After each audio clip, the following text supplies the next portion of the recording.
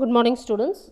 We are moving on to the last part of the chapter, factors affecting rate of photosynthesis. Okay. So, the first factor which is affecting rate of photosynthesis means the photosynthetic rate will increase based on these or may decrease based on these factors. Okay.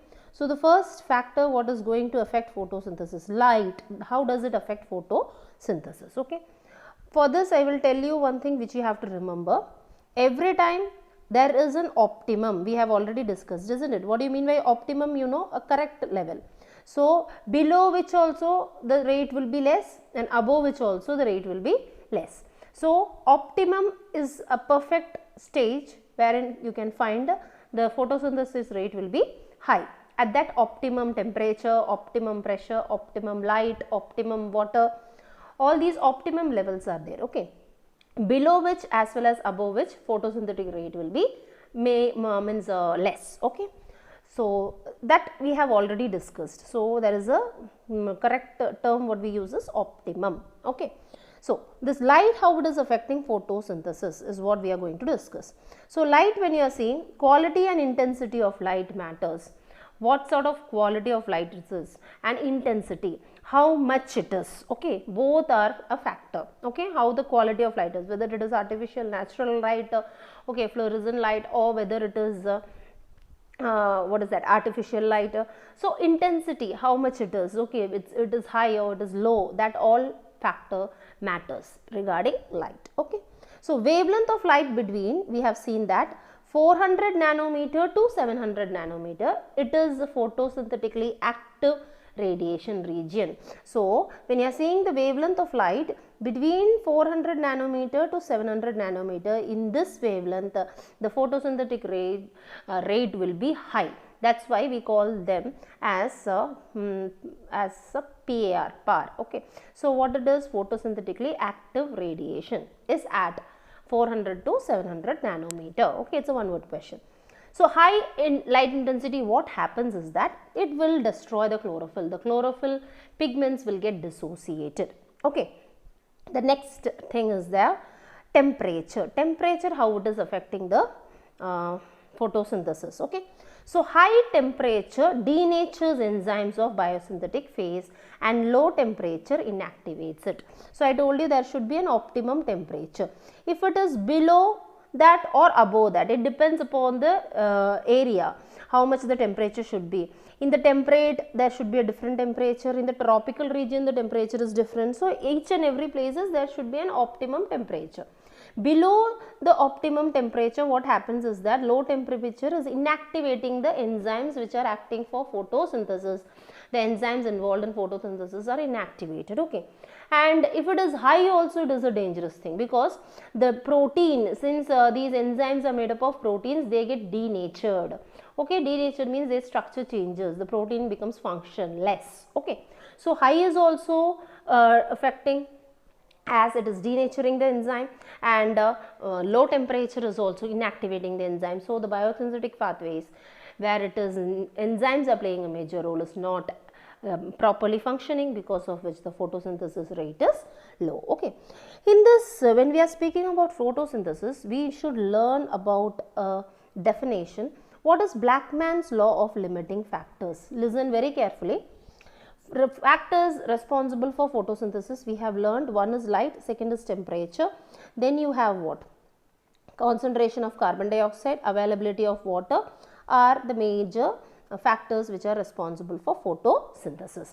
So we will go to Blackman's law of limiting factor after discussing these more 2 points. Carbon dioxide concentration, again carbon dioxide concentration should be optimum. Actually when you are seeing 0.05% if carbon dioxide is present in the atmosphere, that is an optimum carbon dioxide concentration, which is favoring increase in rate of what, the photosynthesis. Carbon dioxide is fixed in an increased rate. But when you are seeing, actually in the previous days, nowadays carbon dioxide concentration is more, but in the previous days when you are seeing, the concentration of carbon dioxide is very less, between 0.03 to 0.04. In that the rate of photosynthesis will be a bit low, okay. But increase in concentration, when the carbon dioxide concentration, because of some reason, maybe because of burning, combustion, respiration, if the concentration of carbon dioxide is increasing to about 0.05%, then what happens is that they increase the carbon dioxide fixation, okay. Above that, means above 0.05, it has been seen that the carbon dioxide is having damaging effects, which means that more the concentration of carbon dioxide increases, then it has been noted that the photosynthesis rates come down. So to some extent optimum it's good, below which it is not that good, above which also the function is not taking place, which means photosynthesis is not taking place at a higher rate, okay. The next availability is availability of water. So water also, you know, is the main ingredient, which is raw material which is needed for photosynthesis. So when there is a loss of water, okay, because of high temperature, evaporation is taking place. Here we speak about plants, when it comes transpiration is taking place. So water is not available, we are not providing water to the plant. In that case, the water stress condition is noted in plants, isn't it?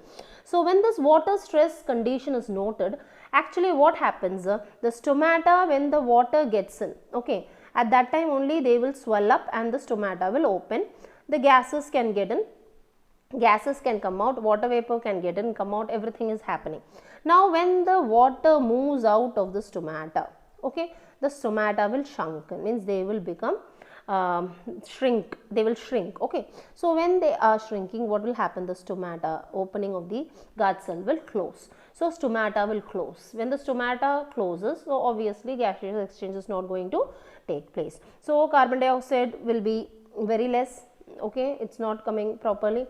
So leaf expansion is not possible, okay. So when the leaves are not expanding, so what happens, the leaves are shrinking because of water, there is no water, what will happen, previously when you are seeing the leaf was like this, now they have shrunken and they have become like this.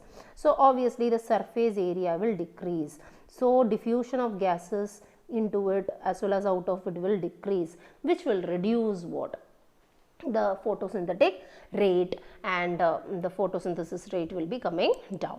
So optimum water is also needed for the plant. Excess water is also not that good, because you know it will lead to a turgid condition, which can also be harmful, okay. Waterlogging condition is also not good. So optimum availability of water should also be there, okay. So this is a graph showing light intensity on photosynthesis. I told you, when you go on increasing the rate of means light intensity, photosynthesis rate also increases, but there is a level, I told you, isn't it? So after that you cannot find there is a rise in the photosynthesis, which means this level is the optimum level. What do we call optimum? Above which the photosynthetic rate is not increasing, okay, it will be like that only. After that it will come down gradually, okay, if much amount is given, okay. So that is regarding this graph. Now we are moving on to the last part of the thing, that is your Blackman's law of limiting factor. Listen very carefully.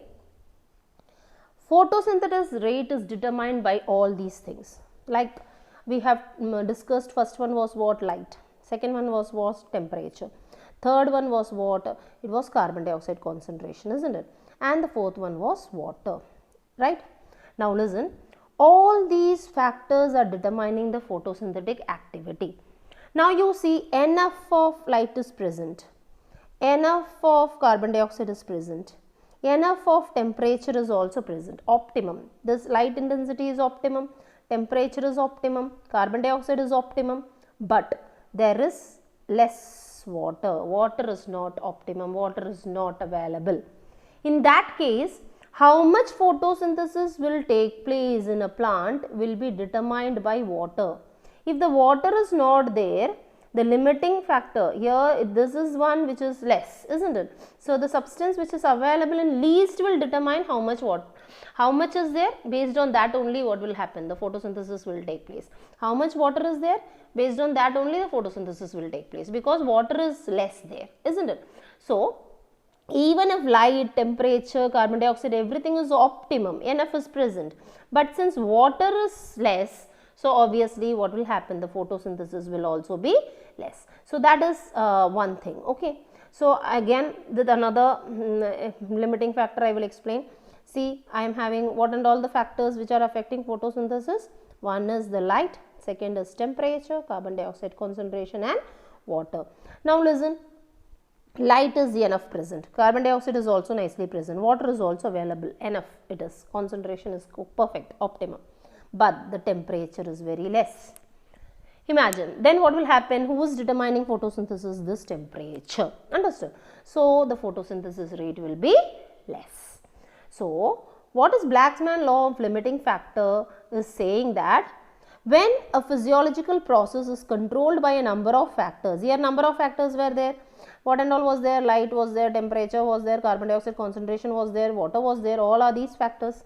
The rate of reaction depends on the lowest factor which is available in the less quantity, that only determines the rate, how much the photosynthesis is going to take place.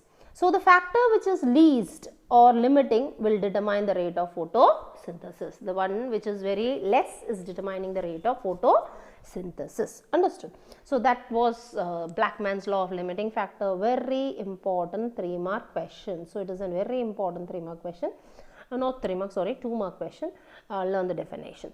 So, all the factors, among all the factors, the factor which is at least will determine the rate of photosynthesis. So, today what we discussed, internal factors are also there which we are not discussing, like chlorophyll content, how much chlorophyll is present, stomata, how much it is present, that also will determine what? The photosynthetic rates. Okay, we are discussing only the external factors. So, these were the factors which are determining the rate of photosynthesis. So, whenever you are saying, you have to say that there should be an optimum level below which as well as above which the rate of photosynthesis will be less. Okay. So, with this we are coming to the end of the chapter. Hope you have all understood. In case if you are having any doubt, please feel free to contact me. Okay. Thank you.